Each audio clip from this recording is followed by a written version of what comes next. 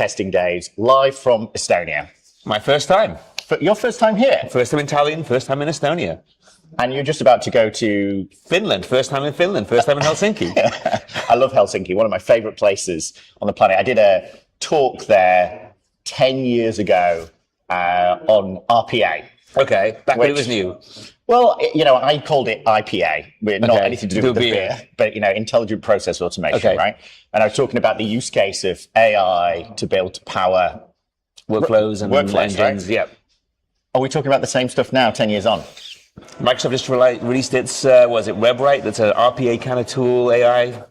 It's the shift, right? And it's interesting to be at this corner position, right? It's like, I think what we've witnessed over the last kind of couple of days, and the people we've been talking to at the event, I think we've had 2 years of just AI everywhere, right? Right. Writing code, slopping out content, helping people, writing test cases. And maybe a lot of content at events, right? Where it's all about their story, their use of AI, and then how they're doing it themselves, right? DIYing it, I think, is the easiest way. And I think with that, they've also...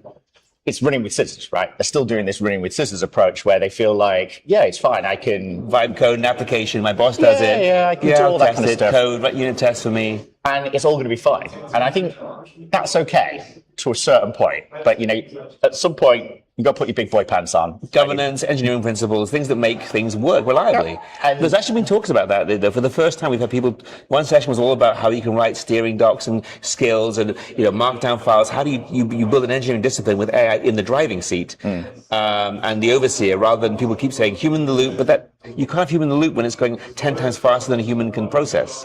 Yeah, so I think that's kind of where I wanted to talk. I wanted to talk a lot about, two things really. I know we spent a bit of time in the spa yesterday talking about the rise of test management and how testing is managed, right? And the data context. The data context of it, and what that would look like in a future context, especially with agents, right? Because it's, to your point, it's agents and humans working together, right? Right. And I think this is the thing. We kind of went from what I was kind of calling phase one, which was augmented testing. Yep. Okay, I'm going to augment some of this testing to tools to do stuff. For me. As the controller. Right. And then we saw this second phase where it was, okay, now we can collaborate, right? We've got teams that are doing accessibility. We've got teams that are doing other things, and they're all working together. And, maybe the birth of, Agentic, and I'm going to say that lightly because I think there's still a misconception of what agents Agentic versus is. Agentic. Yeah, and I think this was the same thing. I put on my opening keynote yesterday. 15 years ago was the last time I used the test agent, test control stuff that my team was working with from the Microsoft stack, right? And if you remember MTM, which we'll get back to, into your space in a second, it was. And this is what I mentioned to you now, is kind of what you're seeing with QAs, right? Is you want to be able to have a test agent, test controller, and then be able to have secure environments where agents can operate, right? Whereas originally I'd predicted this kind of Copilot Plus, the stuff we saw with Cowork, where it take over your desktop and the QAs run on your desktop, right? But actually, it always made sense, like RPA tools, like IPA tools. You don't want it running on real machines with real access and, and users, right? Because that's when the problems come in, and the governance thing and the scale thing, right? The whole point of being able to use agents is to be able to scale up in the background when you're sleeping, Exactly, and do other work. And it also means it's, and this is where I want to kind of go in two directions really. It's like, I ended on halfway through my slides yesterday, and I ended on the slide, which was what I'd presented 2 years ago in Portugal about, what an agentic platform is. And I showed in the corner, this bit's what you've just mentioned, prompting, maybe a bit of guardrails, a bit. But the ecosystem is huge, right? And so even though I've never actually mentioned it on a call, I describe the agentic as a hive, right? Like a beehive, right? Right. And so, the way that I describe it, and ironically, some of my agents do this, they take the naming from some of the stuff that I've been saying at events, is you've got the queen bee in charge, and everyone protects the hive. The queen bee is protect it too. Yeah, right. But my friend Stefan Zabokovic, TMMI, if you remember TMMI, Experimentus, they email me every month. he used to be a beekeeper. Oh, really? Yeah, and he used to tell me these stories about like analogies of... You would get if you want to replace the queen bee, there's a little katana blade. You cut the old queen bee. Let it die, let everyone mourn, and then replace the queen bee. They elect a new one, right? Yeah, well, you bring a new one. It comes in the post, ironically. I don't know how they do that. But anyway, part of it is you've got the queen in charge, as she should be, right? And then underneath it, long live the king, sorry. Yeah, I know. I still haven't got over that change. Anyway, it's always the queen, right? It's the queen. So then within there, you've got a whole stack of coordinating bees, right? You've got the captains, the corporals, and the drones, right? And then you've got the drones and the soldiers, right? And what do they do, right? And we all know the story. We all thankfully went to kindergarten, right? That, they coordinate using dance to go over and get some pollen, and then once that's run out, they come back, communicate it, and then they're coordinated, right? It's like incredible, agents, right? And they are agents. Right. Now, Paul Gerard, gives me these really interesting facts every Friday. That he's a beekeeper, right? No, he isn't. But it's Stephanie's. But Paul said, that a bee actually has 8K of memory. And I'm like, how do you know that? And I think, he went to Oxford too. But I think part of it is he kind of knows facts that would be good at a pub quiz. Right. But I'm not sure, unless you've done the traveling salesman experiment with slugs, live slugs that is, then how do you know it's 8K, right? So, but it is about 8K. So I class it as short-term memory, which is kind of what I see from my agents, right? It's about 8K of context of things that they're learning, right? And then you've got long-term memory, the collective hive intelligence, which makes the hive itself. Now, there's the two bits that stand out to me in this new agentic coordinating thing, is there's actually a very interesting component that 10% of all bees don't understand dance. Really? So 10% of them are the special bees. So call them special for the time being. Neurodiverse, ADHD, whatever you want to call it.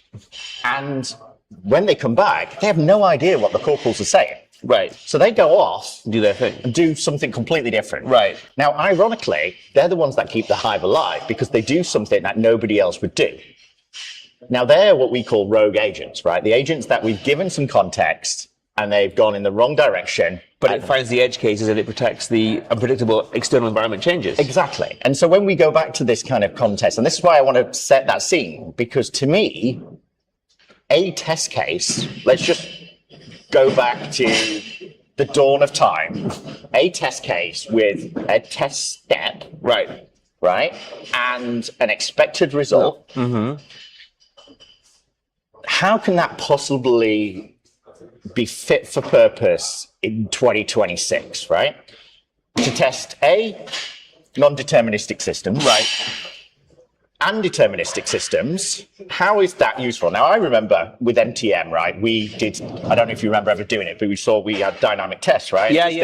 Where you could put parameters into it, and you could filter it dynamically with one pick up tests. And then you just sat there and you're like, okay, now you're embedding. And this is what it was the bit. It's kind of a cool feature that they did. Oh yeah, it's a cool feature. No one used it, but part of the idea behind that is I saw the same thing happen with, I love Elizabeth Hendrickson to bits, right? And I remember doing a session with her in Sydney, right? And was talking to Elizabeth, and the acceptance test driven development approach. If you remember, and Goico, used to have that little table with parameters in it, right? And so you would have insurance claim, if person's this, gender's that, do that, right? So suddenly you're embedding data. Right. And like my first talk, which was in Melbourne, ironically, 20 years ago, was hybrid data-driven frameworks, right? Because everyone started doing keyword-driven and they started doing data-driven. Yep. And so this was a way that which we see today, right? Is everyone's building their own frameworks and then they're embedding data sets, whether or not they're using... The golden data set, the concept, in theory. And this is where I also want to get to, right? It's like, I kind of feel that... because I kind of came from grid tools. I've got a background on test data management. I love test data management. I'm over-obsessed about test data management. And whenever I get to model-based testing, which I'm also obsessed with, the only thing I ever think about is test data coverage over test models. Right. So if you think of and no one's going to like model-based testing, but hear me out for a second, right? You do and Hugs has just discovered model-based testing in Vibium, but that's another conversation, right? So part of it is, you overlay all possible permutations, all paths, right? And so 10 years ago, when when Forrester and Gartner first named the quadrant after the stuff I was doing. Right. Was I was doing the TDM quadrant? The CAP. So they called it the CAP. Okay. But I was built something called cognitive adaptive testing. Okay. Right? And I used this term because I created the infinite probability engine. The infinite probability engine was, surprise, surprise, model-based with some ML that allowed you to go and do all permutations, but with all data permutations. Right. So none of the invalid, wasted cases. Right. Well, yeah. And optimize that. So the whole point with it was, and it was done for Tim actually for Apple, right? Was they were like, okay, all we care about is generating SAP transactions, but every Apple transaction is an SAP transaction, right? But if you think about buying something off the App Store or downloading it, right? There's not that much variety apart from the data, right? The data, maybe if there is subscriptions, but there's a cost to an app. Right, taxes. But you can't just run, and I can't even believe I'm using the word happy path, right? And I did do a Gartner talk 10, 15 years ago. Is there any happy path to SAP? well, I don't think anyone's happy. But anyway, I talked about happy API testing. That same thing I see is the same payloads built because they're doing it based on their shibs and stubs. The developers are passing them over a payload. It's like, it's never realistic data sets. And then you get to this point. And interestingly, the lady who was just sat behind there who got me at the coffee shop, she'd come from Canada and she was like, loved your keynote, but I'm in Fin Insurance, right? Like, how can I possibly use your tool? And I'm like, well, it's air gapped, it's offline. Oh yeah, we're doing that. And I'm like, okay, cool. But, where's your data coming from? And they're kind of like, oh, well, weave got, a data set. We've got synthetic data. Let's call it synthetic data set. Anonymized, hopefully. And we'll give I'm going to give synthesize.io a shout out here because, Zoe's also doing the book with us. Okay. She's they, them. Use correct pronouns, Jonathan. They are doing the ethics AI component of our side of things. So I just messed up twice there. So apologies, Zoe, when you see me. But I think they, them will be okay. I came into a lot of trouble for that. I might be overplaying it now. Fix it in post? Fix it in post. Post-production of livestream. That's what I always find. So I think an ethical data set of a non-biased data set, which doesn't exist, if it did exist, around insurance, right? Let's just take that 8 things. And I say this because I'm going to see a large insurance provider next week. And so part of it is, okay, what is the training data set look like? What's the test data set? If we go back, we forget, let's not use the word large language model. So you're starting from scratch. You're building a training data set. Let's talk about just ML. You're using TensorFlow or something, to build the weights and the models. So you're building this set. Then you called it gold. I'm going to call it. Well, that's just what they said in the presentation yesterday. Yeah, and so there's this set which doesn't have bias, and it's built on realistic data, but probably made de-biased. Because real data is going to be biased, of course. Right. And so if Hugh was here, which obviously, hi Hugh, if he's on the stream, he's actually doing. He's at Eurostar actually. If you're at Eurostar. I am. Yeah, so catch up with him. I'll see him in Oslo. See you in Oslo. He had this really good point. He, she, they, them. Okay. I'll just check that one for Hugh. And Sir Hugh. So, he always used to say, actually, if you take the production data set, that actually only covers about 10% test coverage, data coverage, right? And the reason is because most of the data in there is not testing all of the functionality that's in your So let's take ETL, right? ETL, maybe there's an edge case, which is, somebody cancels their account, reopens it, and changes address. So the dates are all in the wrong order. And something like that. Last update is before created date. Like I remember Lehman's, which I put on my slides yesterday. I remember someone at Lehman's going, when we were boarding the loans across, they kept on finding these edge cases, which was somebody would get approved for a mortgage. Right. But they would also be approved for 6 other mortgages at the same time, because what they do is they ring up, go, okay, brilliant. Can I get back to you in an hour? Yeah. Right. Ring another bank up, get quotes. approved. Right. And then as they all process it, none of them have know that nobody else has got a loan against that person. Right. Because it's ETL, it's end of day. Right. So this person ends up with 14 mortgages for the same property and then flees the country. You know, and it was a great use case. Please don't do that, by the way. You know, not recommended at home. Not recommended at home. For a home. For a home.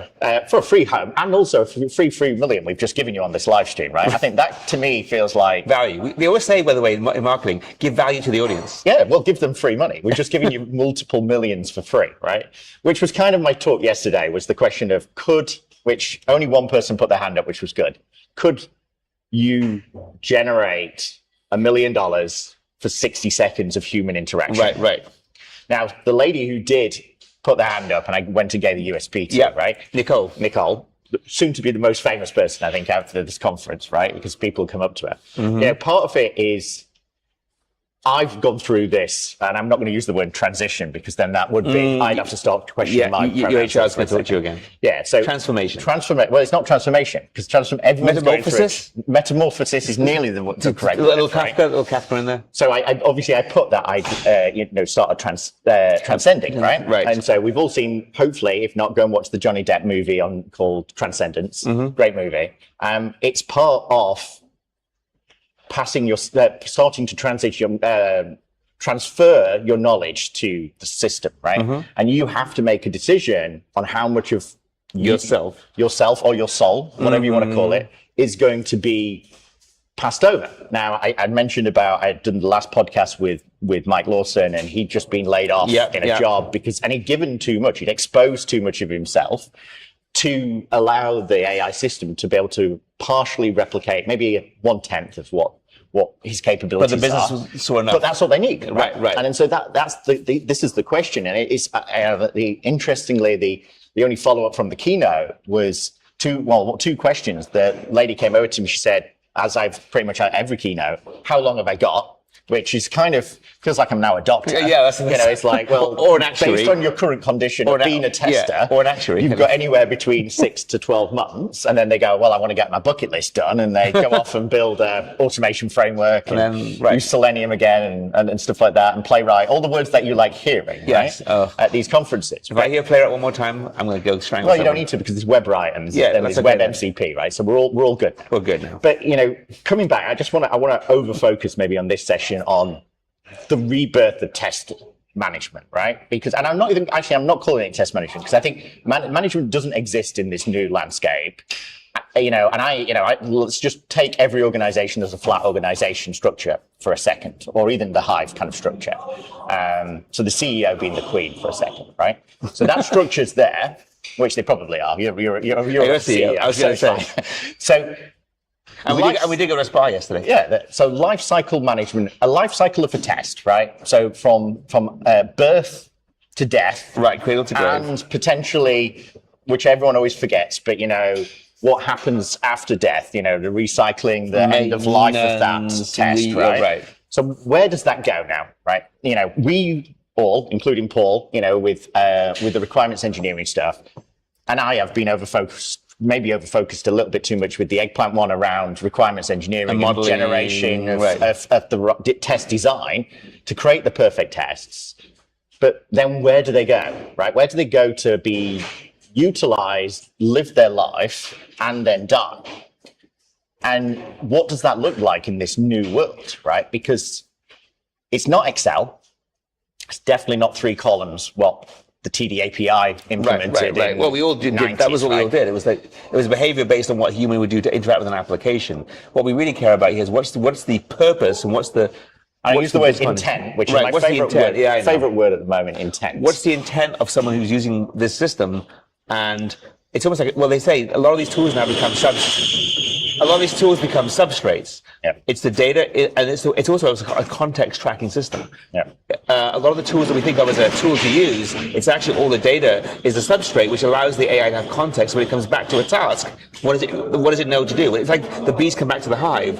What was formerly a test management or requirements management system, it's basically a data repository for the knowledge sharing of that hive. So when you come back from a task, you deposit your knowledge into the system. So when you launch the next wave of Swarm, it knows how to carry on. Yeah. I mean, that's why a lot of the AI companies are looking to buy tools. Like people are saying, ServiceNow, Atlassian could be bought by AI companies, and whether that does or doesn't happen, They're buying it because they want that data. They need all that context.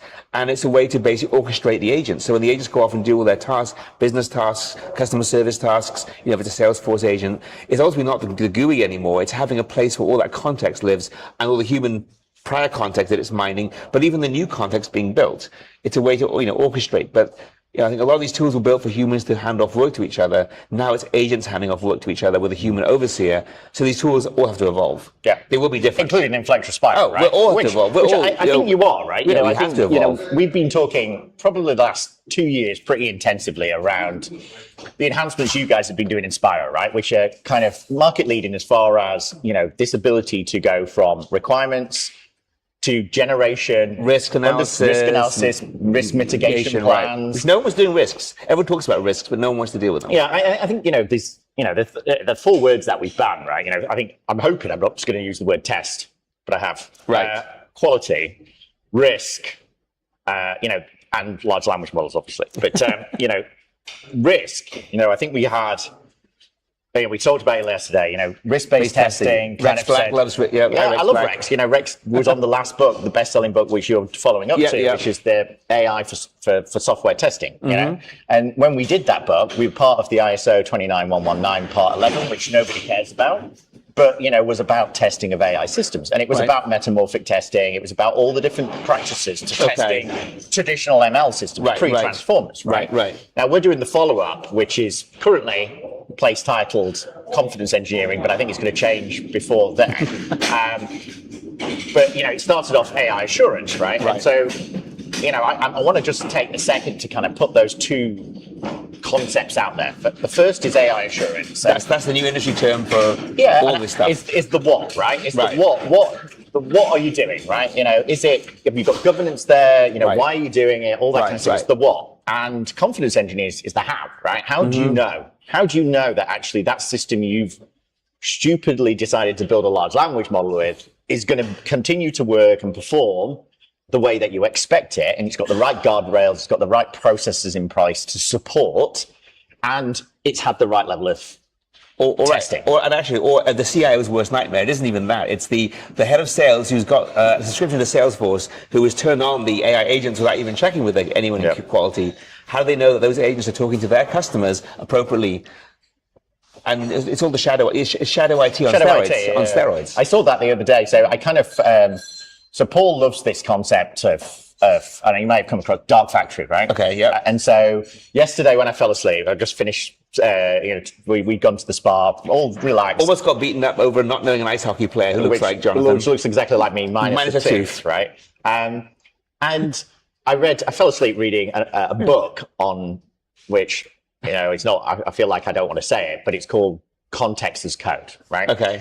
And I read it because, as always, I was too scared to send it over to Jason because I know what he'd say, because he doesn't like context. To him, a model has all the context it needs. Okay. To me, I'm so context engineering, context understanding. It's like it's all I've context been, maxing. The last 3 years has just been me just over obsessing about it, and it's because I've seen things like RARE, retrieval augmented graph modeling notation, really make a big difference when it comes to customers with complex systems. Right. Large code bases, right. This is the thing, right? That guy over there is in the background. Let's say that he works for a lights company, right? Now, of course, everything about lights you can get because there's physics, there's lights and stuff. But I don't know how he implements it, right? I don't know what their special source is, which is how they do the manufacturing tones, how they don't use RGB for the color gamut radio. CMYK, is it? I don't know. The extended version, right? And how they apply, let's say, AI, that was the biggest thing at CES, did you see? Was IKEA selling light things. They were calling it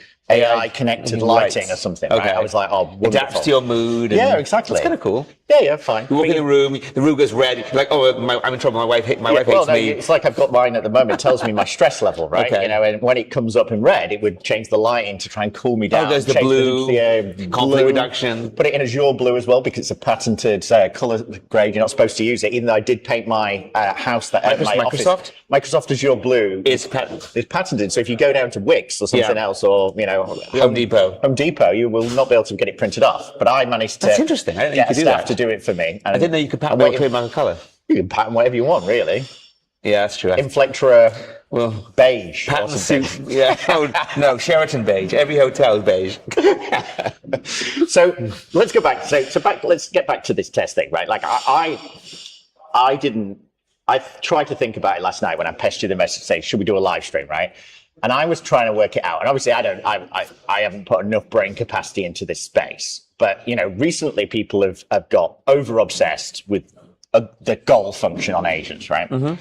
And for some reason they think, just because now I've kind of set a high level goal, my agents will do what I want. What do I want, right? I've got a markdown file that tells them how they should do it. Yeah. Go get coffee, come back, and it's done. There used to be the MD stuff. Well, and I just don't think that's right?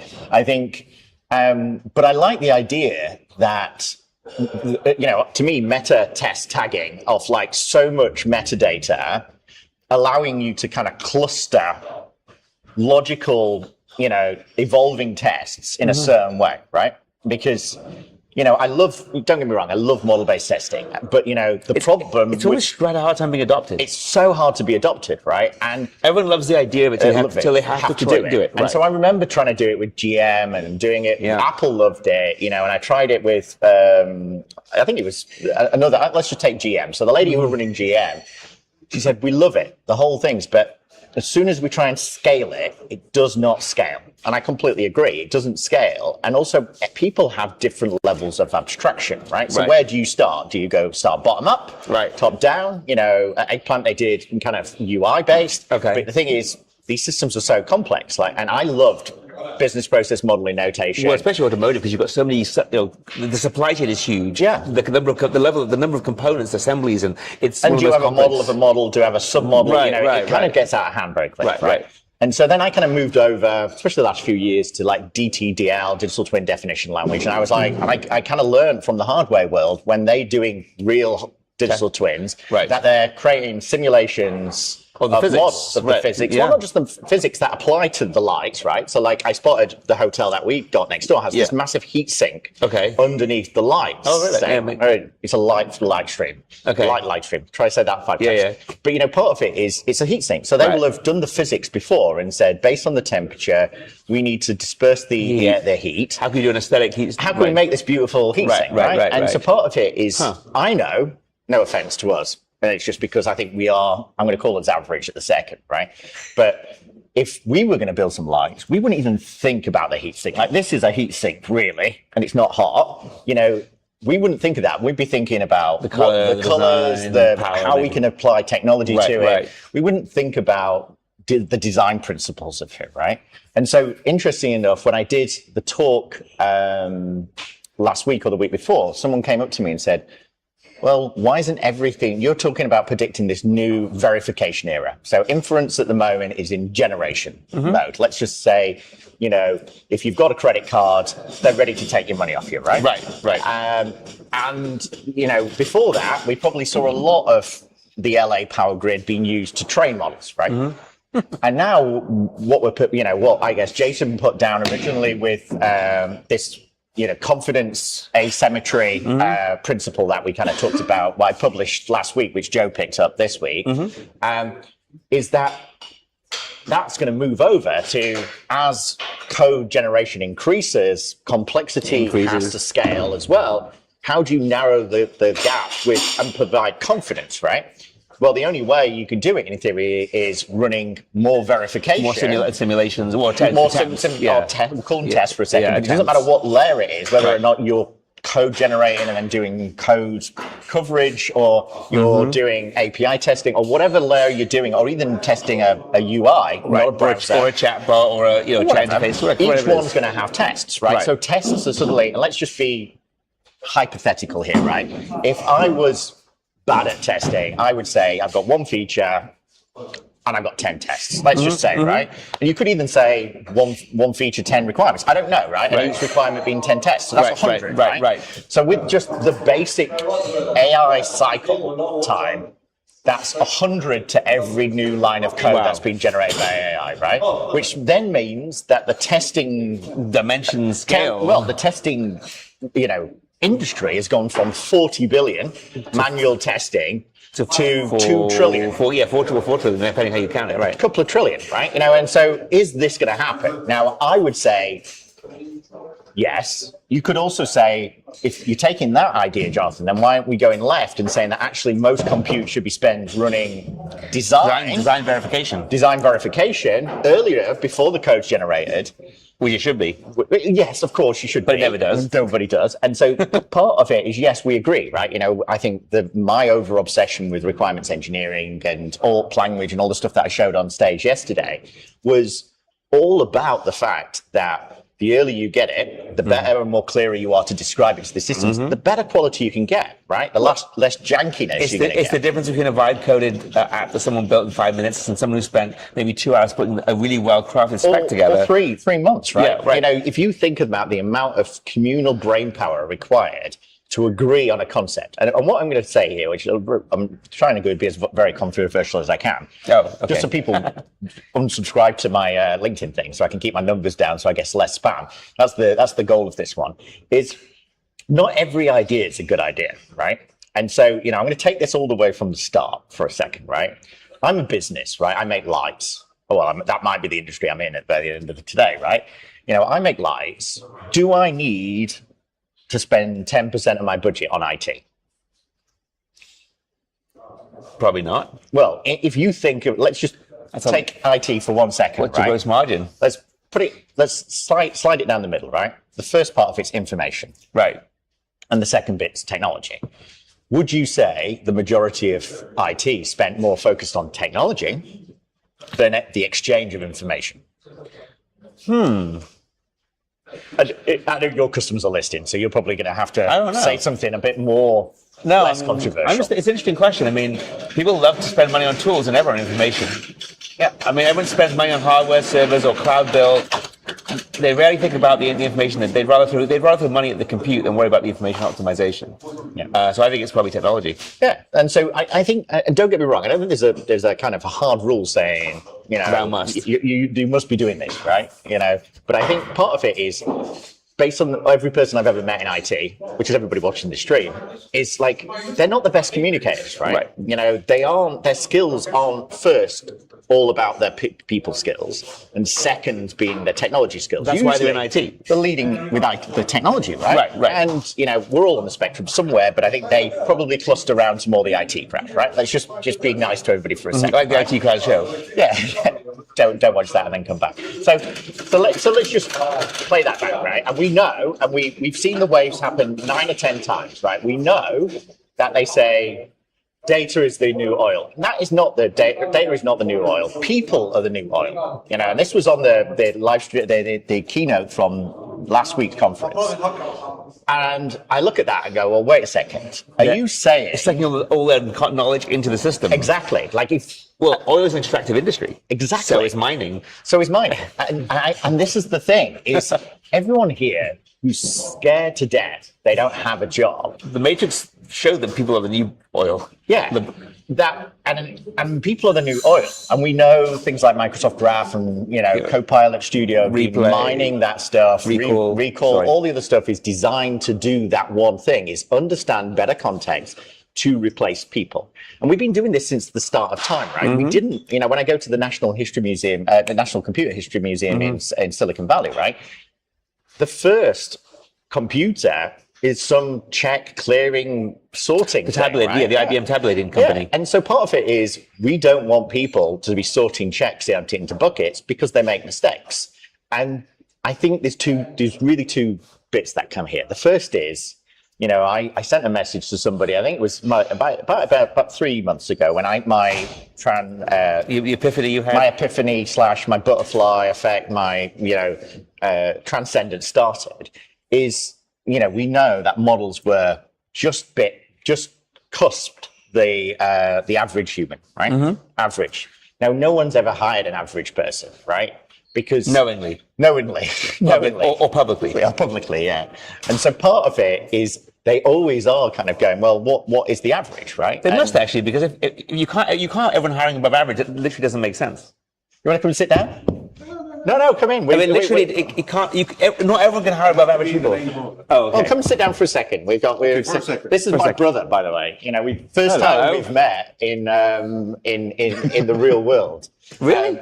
And just to let you know, because he's the taller brother, he got nearly thumped yesterday in the spa. Because a guy came over to me and said, do you want to sell the story? So we're sitting in the spa, and this guy who had a slushie, an alcoholic slushie in his hand is like, "Oi, you, Alex, what's his name, Iverchin or something, the ice hockey player from Washington D.C."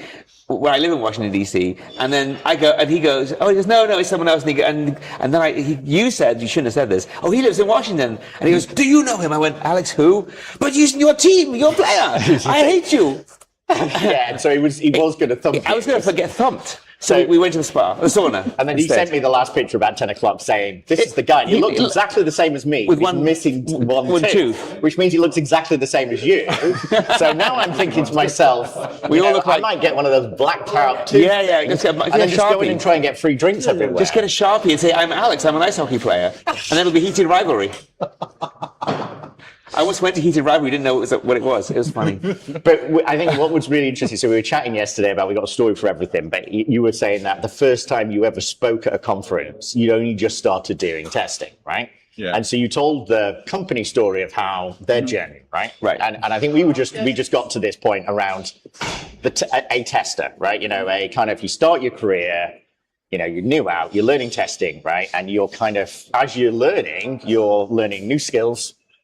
And I know the kind of conversation we went into kind of later on that day was to say, well, actually, most of the problems are human-based problems, right? Yep. Is that actually what you're learning is a lot of human skills, right? Paul always says it's not a technology problem, it's a human problem. You try to make technology work for you to do a human task. And it was kind of what I put on my talk yesterday. It was like, why are we trying to replicate what humans do when maybe we should be replicating the bit of the brain which is just doing all the heavy lifting, we're not good at the subconscious stuff that's making us stand, making us breathe, all that kind of stuff. Why are we always obsessed about people, right? There's like creativity. Creativity is why we hire people, right? Yeah. And so when we look at someone and we say, "Oh, that's just an average tester or a tester," we're shoeboxing them into a certain amount of skills with a certain amount of capabilities, when they can do so much more, right? Yeah. And I think this is what, to me, is the really exciting about this next generation, is that now, it's a really controversial thing was said just a year ago, which was AI is not narrowing the barrier to entry, it's widening it. Because Adam, when he started his career, when you started your career, people wanted to mentor you, they wanted to help you grow. Right. They wanted you to, I put Dot on there, they wanted to kind of support you, to get to the next level. But maybe they didn't. I don't remember. You don't remember? I started my career in Estonia. Okay. Was you part of I'm not trying to be biased. Because the industry would have grown you as the company. Was you part of a team? Yeah. Were you part of and I'm going to use the word agile, but were you part of a team with developers and other people? Or was you part of a test team? You mean when I started as a tester or when I started my career? Because those are two separate Okay. Well, tell me about your career. Okay, so I started as a freelance developer, actually. Okay. Mm-hmm. And then I became a real developer. Okay. And then after several years of development, and then I went to study to be a sysadmin, and I became a tester. So I had done practically everything else before, and then I got into testing. And the sales pitch for me was the owner of the company was saying that, "Hey, aren't you annoyed when people report bugs in your code? Like they're always picking on you." Yeah, that is annoying. Wouldn't you like to be the one who does the nitpicking? That does sound like something I would like to do, yes. It's just a personality thing as much. Right. Yeah, that sounds like a sadist kind of thing. Because I hate that. I'm the write the code as quickly as possible and run. Yeah, but then I sort of got into it, and I started learning that it's about human skills, not that much the nitpicking part. No. I think that's absolutely true, and it's something that horrifies me and Jason so much. Is every time we hear one of the Valley-based companies they're talking about development, building software, delivery, and they never mentioned testing, right? And so last year, both myself and Jason literally had a heart attack when Sam sat down with the head of Cursor. Oh, the Cursor guy, yeah. And they said, what should Cursor do next? And the CEO of Cursor, they took this dramatically long pause. It's obviously not being scripted. We're like, it would be good to test the code that's being generated. So you sat there going, yeah. When did you guys came to this massive epiphany, right? Wow. We have to verify. You have anyway, to, you have to go to thing. Yeah, good Thank luck you on very stage. much, brother. And I think this was, to me, till today, we're still waiting for MS, Test. or, Copilot test, or we're waiting for Claude test. Or No one ever does that. Notice that. Yeah, no one's done that. It's co-work, but it's not co-test. Yeah. But I think why aren't we part of the discussion? Because we go back. Keysight was Dave and Bill in the garage in 1939, the birth of Silicon Valley. Potentially every single thing. They were at Stanford University. They went to their aunt's garage, started building out software, and the principle was build and test. And that's all they talked about, build and test. And ironically, Bill and Dave's first thing was test equipment to test the next product, right? Right. So, part of it is they made the 200D, which would look like a toaster. It was a toaster. They used the toaster because they're not metalsmiths. Right. And they just built some components in it. And you need a box. The 200D, not the 200th iteration, I hope. Right. Literally, they sold to Disney. Now, everyone knows this story, but I'm going to tell it again, which is, how much do they sell this box for? How much is it worth? A testing box, right? How much? In 1939 and 39, my goodness. $1,000, $10,000. Probably 10,000, yeah. So what they decided to do is use the phone number for their aunt's number as the price, with the idea that if they Disney decided to say no, they could say, oh, sorry, we just put that phone number in. That was the company number, right? It was an accident. It was in the wrong lane. Okay. They didn't test it. But Disney came back and said, that's really impressive. We thought it was going to be much more expensive. And so part of it is they charge, which could have probably been the equivalent of 20 million today, right? For a box which looks like a toaster, which was responsible for splitting the audio channels for the first stereo movie in Fantasia in 1940, right?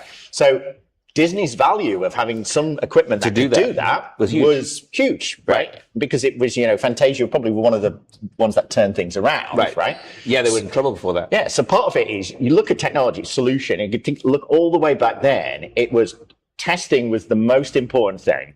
And it's not mentioned today. It also talks to something you've been mentioning a lot, which is value. How do you measure the value of an AI system? People today at the conference even said, everyone's using all these, everyone's talking about token maxing, and basically they're talking about input maxing. Yeah. The thing is, how do you measure productivity? How do you measure benefit of anything? And the thing is, it ultimately depends on the buyer. So you can always take the cost and say, oh, the cost of the toaster was this, and the amount of time we spent was that. You build up a cost model. And that's what you think is the value. The value is my time plus some multiplier. Yeah. But that's service thinking. That's labor thinking. Well, it's a hardware thing as well. Like I remember, like my starting when I started in the 90s. Like my friend Dave was a hardware engineer, and I was a software engineer, and we'd have these pub lunches, go and play snooker, which I was never very good at, and he used to sell these boards that would go into PABXs to do voicemails. Oh, yeah. And in essence, it was an SSD on a card, right? Well, no, I think it's SSDs in those days. No. But anyway, and they'd sell it for 20,000 a card, right? Okay. And I'd always say to him, oh, well, how much did it cost to make? Oh, I don't know, a few $100, whatever. Wow. And, it's the same thing with Keysight. They were like, okay, well, we do these UXMs, it's £1 million a box, right? Well, it's obviously not £1 million to build, right, for sure. So you're inheriting some of that engineering costs off the 300 design patterns that didn't work before. Right, the R&D expense, right? The R&D expense. So part of it is why I'm going to say hardware's more expensive. But there's also the value to the organization buying. So that same box might be worth $1 billion to Disney, but only $1 million to another company. Well, if voicemails aren't important to you, then not a thing. That's right. But I think this is. I like the word intent, right? And I also I'm going to go back to value because, partly we talked about it yesterday. We said, look, I love the idea of value stream management. I love the idea of being able to take, let's just say you've written a test here, just one test. It takes one feature that connects to one thing, right? I've created one test and I've run that test, right? And I've found X information out of it. I've observed some behavior, right? What's that worth to the company? What's that worth to the company, right? And I'm just going to, for a second, I'm just going to say $1, right? It's not right, but I'm just going to say $1, right? I want to be able to track that to, the first thing my boss told me when I was back in the 90s is he'd say, you cost the organization $100 an hour to be here. Right. So if you're not creating $100 of value, then we need to get rid of you. Because you're losing it. Right, we're losing money just having you. Just having you, right? So they might pay my salary, which might only be $20. And actually, I put my salaries on that thing. Yeah, and it was actually $5, right? So $5, that's my cost. Plus, plus your pensions and stuff like security, that. But then lighting, infrastructure, all the stuff. Yeah. Eventually, I've got to generate my role, junior role. I've got to generate 10x on my number, right? Let's just say that for a time being, right? Fully loaded, all. So we go up $1 for here, and then we look at PPM and we portfolio project management, and we get costs. We get the costs of the building, the infrastructure, all the other stuff, run the business kind of thing. We put that in, and then we pop out that actually that one test for $1 costs $10, right? It's also interesting because right now with AI, what the private equity companies are doing a reverse calculation. What they're saying is, if we're going to invest in you, and until last year, we expected every company to make $250,000 of revenue per employee. Yeah. With AI, which is what some of the Canadian companies managed to do. They managed to do the 2-point-something million an employee, right? Now it's 400,000 per employee. That's the new metric they want AI to get us to. And so this is why I wanted to talk about two things on here. First one is around AI productivity engineering, which is my fancy way of saying, why is testing, quality, confidence really important in this new world? Because if you've got that roll up to, let's call it VSM, value stream management, and then we take it the level above and we talk about this executive dashboard. And we said last night when we were sat in the spa, someone made a decision of what the quality of the experience was going to be. They knew that there was going to be louts that wanted to beat you up, and they knew the place was allowed to fall to pieces, right? And it was a hilarious experience, but someone made a conscious decision between cost, quality, and speed. Right. What's the appropriate quality for this, for the clientele that go there? Exactly. And, if I then went back and said, is the CEO responsible for quality? Is the board responsible for quality? So the board comes in and says, we want operational efficiency to drop down to 20%. And we want to make sure that our shareholders are happy. And therefore we want to reduce costs, but we don't want to impact the quality of the product. Right. To the quality we need for our target ICP. Is that the logical decision cascading all the way down on a decision to spend longer, shorter, more money, more people, less people to do activities, cleaning, testing, whatever task you're trying to associate with the byproduct of the end result of your public-facing brand, right? And I genuinely think, I've got two predictions for this year. First one is we're going to lose a foundation model, which no US bailout.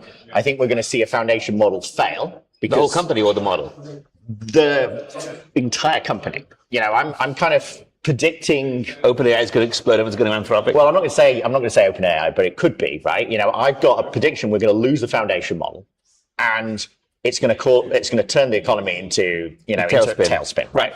It might be wrong, and I might be, but my understanding, is that the exit for someone like Sam is inventing new materials and inventing cures for cancer and everything else through AGI than it is to sell tokens. Right? I think that's not the exit strategy. Is we said Dark Factory. It's being able to create the ability for not above average AI, but above the expert in the field. Right. And then they put them to work. They get amazing new sub-companies like Alphabet. Right. Oh, Jason's ringing. Uh-oh. Hi, Jason. Hello. Oh. Uh-oh. Let me ring him back and get Jason on the call. Actually, we could probably pull him in. Can we pull him in? Time is lunch here, because then once in lunch here, everyone's going to pour in.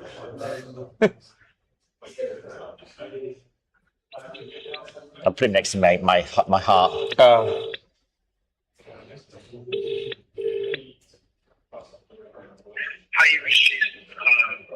Usually you just get hold of me on I am?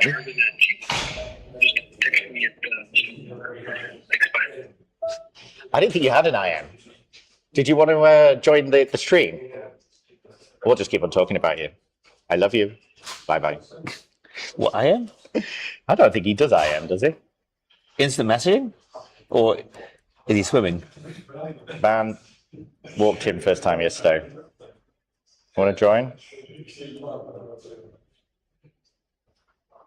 Oh, I was talking Nico, wrong person.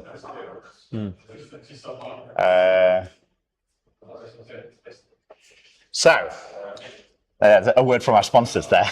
Can't remember what we were talking about. Falling off a model, and then the other big prediction was one's going to fail. a lot of public AI companies, having major issues. Right. But the third prediction will be what Jason says. Hey, Jason. Hey, dude, it's pretty cool to see you guys. Yeah. Do you want to say hi to Adam? Hi, Jason. Yeah, hey, Adam. How are you? Yeah. Good, dude. I'm loving this. Sorry, I thought you weren't live for a second. That's all. Oh, it's okay. Oh no, we want you on the live. Yeah, Which AI company is going to go down, Jonathan? I think it's OpenAI. I think it's OpenAI. But I've got a feeling it'll be something like Mistral instead, and I'll be really upset. But you should major AI company. I know. I said major. I don't know if Mistral counts, does it? I love Mistral. I'm not saying you don't love them, but I think it's not going to be Gemini because they got so much money with Workspace. Oh yeah, Google could never go. Right. So it's not. Did you see that stuff yesterday, Jason, about Google, the agent stuff now, all the new caps that have been put in place, of like loads of people are just maxing out their token usage and then they're moving off platforms because of the enforced API throughputs. Okay, really? Okay. Yeah, I don't know what, because they used to do that in the old days. Like LinkedIn would rein you back in for more than 10,000 hits per hour or something. Yeah. LinkedIn maxing. Jason loves Google, Gemini, don't you? Yeah. That's what. I think the big news is that what's their name? The crazy thing is that Microsoft might have killed OpenAI this week, right? With all their new models in house, right? And have you seen their Google?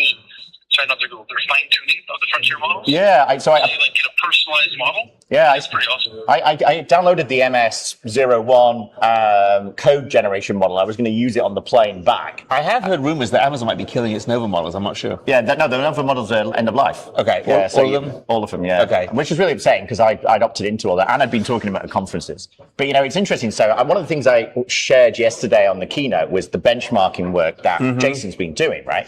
So he pushed it out to LinkedIn about 2 weeks ago about creating a fine-tuned variant specifically for bug hunting, right? And that he benchmarked it against the evals against every single frontier model, right? And some of our capabilities at testers.ai actually were higher than the frontier models. Really? Some of them wasn't, but they were close, right? And I think this is what, we knew we were going into the era of DSMs, right? But, no one really, apart from Jason, has ever really put out there a test-specific DSM. We'd mentioned, you can go back to ServiceNow and a few other people and reverse engineer some of the stuff they've done. Right. But no one's actually still not working in this space, right? So Jason, give us your pitch about, where you think the confidence engineering stuff's going. Yeah, so I think, and overall, specifically regarding like models for QA, if you look at the A16Z and stuff, investors, they can good different to you. models for different markets. You had it already? Oh, wow. Yeah, because I have my flight. Oh, yeah. Lucky your talk is near. Yeah, It actually builds, I it's actually a little bit nerdy for a second, but Yeah, we did a live we stream. did was No, it's not okay. only build, Right. So, Charles, nice to meet you. Are you, I guess I was at a conference? you can actually use the right models. Oh, I'm not going this year. Automation stuff. Okay, nice to meet you. Hi, Nicole. False positives information to fine-tune them, and then cascade them into a mixture of models, not a mixture of experts, but even a mixture of models, so that it really optimizes for no hallucinations, for example. Yeah. So there's you can optimize for precision or recall, and then specifically for testing. So we've used a ton of, get a lot of bugs from the AI, find a lot of bugs, then we try to find good bug, bad bug, etc., and then we fine tune those models. So yeah, it's the first model that is actually built explicitly for QA and testing. So I'm pretty excited about that. And then secondly, what's going to happen? No one knows. Well, we obviously, we're not fully allowed to talk about jank at the moment, right? But I talked about, you knew what jankiness Well, was. jankiness in America is a standard term for most code that I write. But I think, with the confidence engineering, we can say at least that, the gap, this whole complexity exponential, the exponential generation of code, the fact that no one's talking about testing, and then even the basic napkin maths, which we said, which was 10, 100 times more for verification error than potentially doing just generation. And then Jason, it'd be interesting to get your viewpoint on this. It's like, is that even earlier into the life cycle around design verification? Is it worth going that far, or do you think it has to be postcode? It has to. If information theory, you have to have running code to then be able to really to be able to test it correctly. Is this the right era for testing to be the biggest market on the planet? Jason? Yes, but it's not a good thing to talk about a testing conference. No, what's happening is everything is shifting so far left that you can actually find and fix bugs before the developer sees it, because developer prompts or PM prompts what they want built. The generation of code is almost becoming a commodity and almost free, very inexpensive. And so almost all the compute will be spent verifying the production and the output of these Gen AI models. That'll be what the expense and the expertise will be. So development costs go to almost zero. Steering docs are king. Skyrocket. Yeah, I think and I think we talked about this. We talk about it every day, right? When we wake up, but it's the fact that no one's talking about it kind of feels, it can't be that they don't know, right? There's no way at any point that any of these guys are just sat there going, test isn't the most hardest thing to solve. They're talking about it.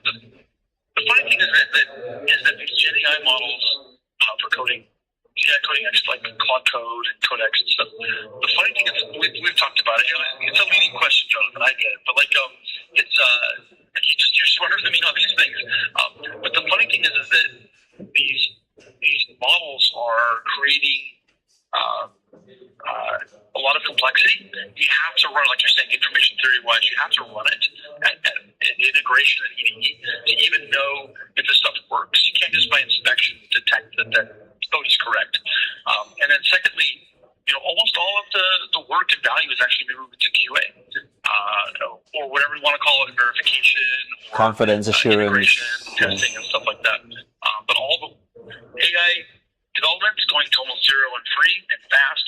The problem is verifying this stuff in production for enterprises. There's a huge backlog of just code that people are experimenting. They're building, internal experiments, internal code, internal functions. They want to ship it to production, but they can't now. That's the biggest problem in the world. So QA needs to come to the rescue. The question is whether testers will stand up and do this, or whether the AI models, frontier models, and the platform companies will just do it because we don't do it. They'll make it in, and they won't do it well. Well, it's interesting. The compels kind of suck. The code generation kind of sucks. They really need testers. The testers have to stand up and use AI to do the testing so that our skills and our knowledge scales to internet scale, right? We're still too manually testing and bespoke testing and writing custom scripts. Right. We've got to move to AI to help the world unleash all this new value. Right. I heard this morning that Anthropic in the next model might be dropping skills of the whole thing and pushing the model itself will do the skills. Yeah, well, I think that's inevitable. That's just a stopgap at the moment. Right. But It's a temporary guardrail. It's a temporary guardrail. But I think I think this is the thing, and I've just realised at 12 o'clock I've got a flight in 1 hour and 20 minutes. Okay. But I think when I 2 years ago when we were geeking out about this, Jason, the idea, the concept behind testers.ai was test the world software, right? But swarm it, do it, be done. Well, just open that door, right? And Jason yesterday posted around the fact that there's a lot of tire kicking, right? There's a lot of people doing trialing testing tools, a lot of fear where people are like, we need to do a POV and we need to see its value first, whereas developers are just using it, they're just going between Cursor 3 drops. Everyone's using Cursor for a couple of weeks.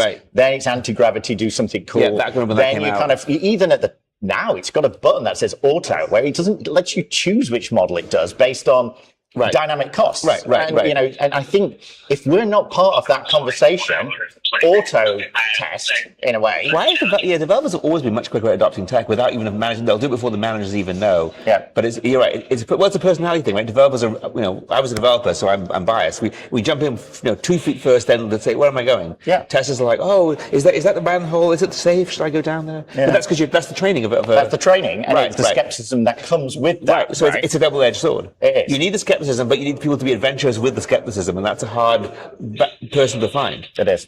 Okay, well, with that, test the world software. Go to testers.ai. Go to, obviously, Inflectra.com. Inflectra.com. Or Inflectra.ai. Or Inflectra.ai, because you bought the domain. We did. And we'll see you. And I'll say, you can get, I haven't told anybody about it, you can get a free example of, just type in your URL and your email address, and you get a free test report, fully automated by AI.